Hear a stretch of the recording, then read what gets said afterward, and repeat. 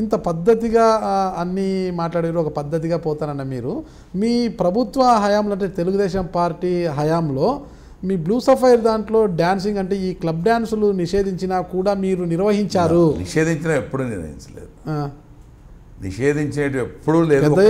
ఒక్క కేసు కూడా ప్రూవ్ చేయలేకపోయారు. సరే, అది విద్యార్థి దశ, కౌమార దశ, అప్పుడే మనం వదిలేసి వచ్చాం కాబట్టి ఏదో ఒకటి చేయాలనుకున్నాం. ఇంట్లో ఫాదర్తో ట్రాక్టర్ కోసం కొట్లాడి బయటకు వచ్చానండి నేను. అవునా? అప్పటికి మాకు 24 గడలు అంటే 30 మంది జీతగాళ్ళు ఉండేవాళ్ళు. అంత పెద్ద సేద్యం మాది. 1280 ఎకరాల సింగిల్ ప్లాట్ మాది. మా ఫాదర్కి వచ్చింది 1280 ఎకరాల సింగిల్ ప్లాట్. పెద్ద ఇప్పుడు బరకాపురం లక్షలు టార్గెట్ చేసి ఉంటారా భూస్వాములు అయితే? ఎవరిని?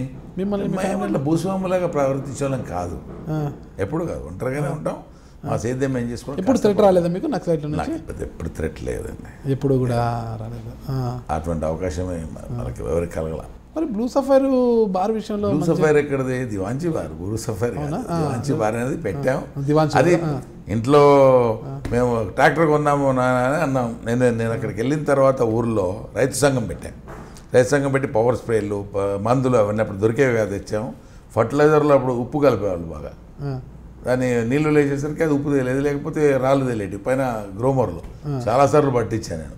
దాంతో ఫాదర్ గందరగోళం చేస్తున్నారు అని కూడా పెట్టాడు. ట్రాక్టర్ కొందామంటే మనం ఎందుకు ట్రాక్టర్ అవసరం లేదు, గడాలనే అన్నాడు. ఇంకా ట్రాక్టర్ అప్పుడప్పుడు ట్రాక్టర్లు బాగా ఇంకా స్టార్ట్ అవుతున్నాయి. ఎంత అప్పుడు 90,000 మ్యాచ్ ఫర్గూసన్ ట్రాక్టర్స్ అప్పుడు వచ్చింది. కొందామంటే వద్దురా అన్నాడు. కొందామంటే వద్దంటావు అంటే నేను చెప్తున్నా ఇನ್ನು ఎంతైనా అన్నాడు.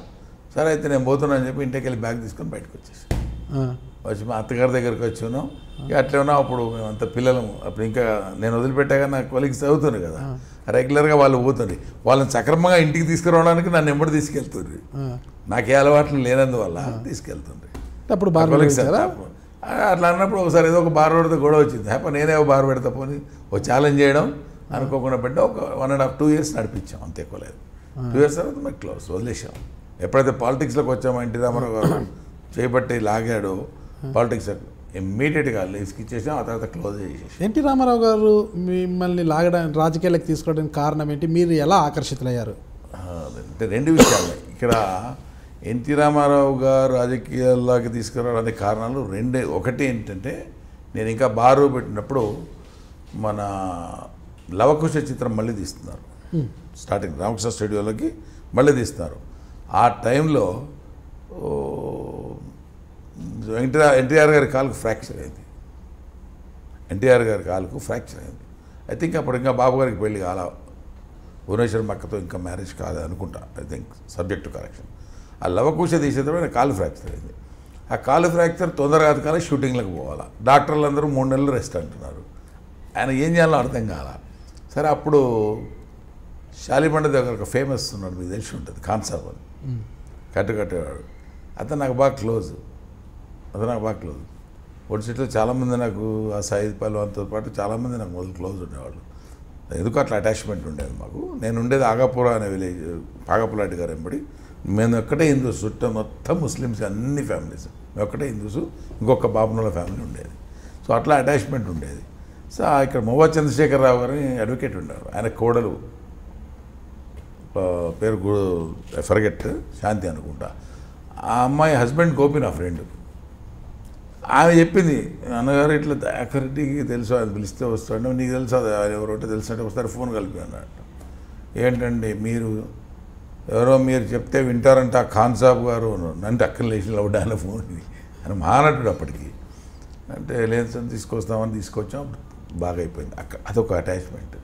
అది ఇవాళ చెప్తున్నా, చాలామంది ప్రజలకు ఎవరికి తెలియదు, నాయకులకు తెలియదు. చంద్రబాబు నాయుడు గారు, ఎన్టీ రామారావు గారు కాళ్ళు విరిగితే కట్టుకట్టించడానికి ఆయన రాడు ఎక్కడికి. ఖాన్ సాబ్ అనే తోడు ముఖ్యమంత్రి అయినా అక్కడికి పోవాల్సిందే తప్ప ఆయన రాడు.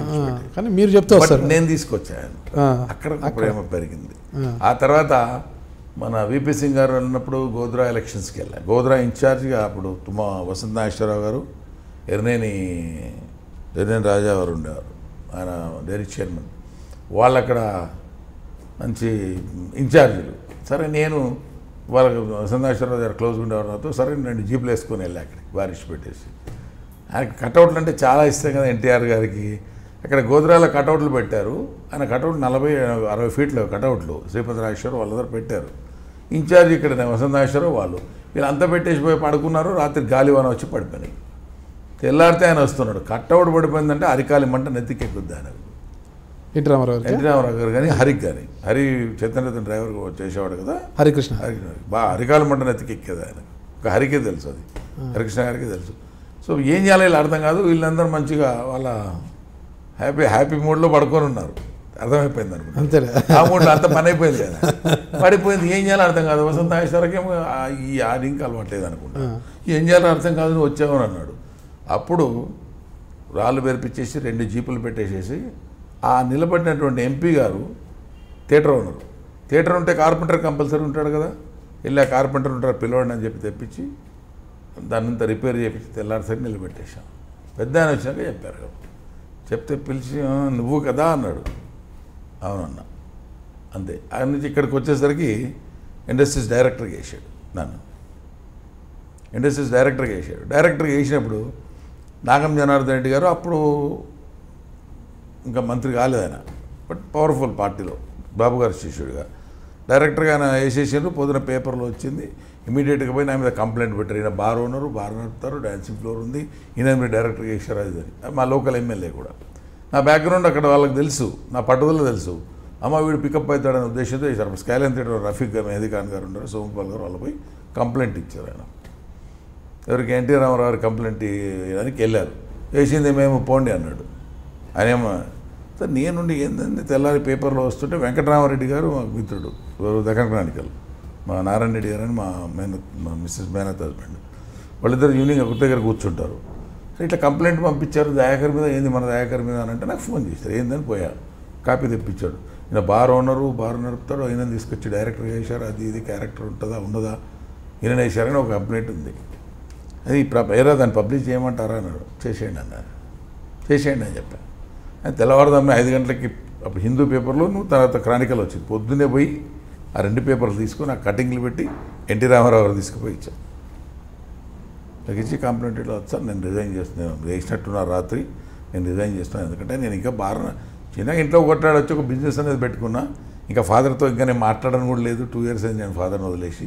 మాట్లాడుతాను వెళ్ళిన ఇండిపెండెంట్కి ఇక్కడ ఉన్నా, పెరగాలనుకుని ఇప్పుడు వ్యాపారం పెట్టినాను అంటే అయితే ఆడేవాడు వేయడానికి ఉన్నాడు. ఆడేవాడు వద్దనడానికి మేము వేసిందని చెయ్యి కాబట్టి లాగాడు. లాగి మీద కూర్చుంటాడు. అయిపోయింది. Chapter close. నాది అవన్నిటికీ సరెండర్ అయిపోయినా.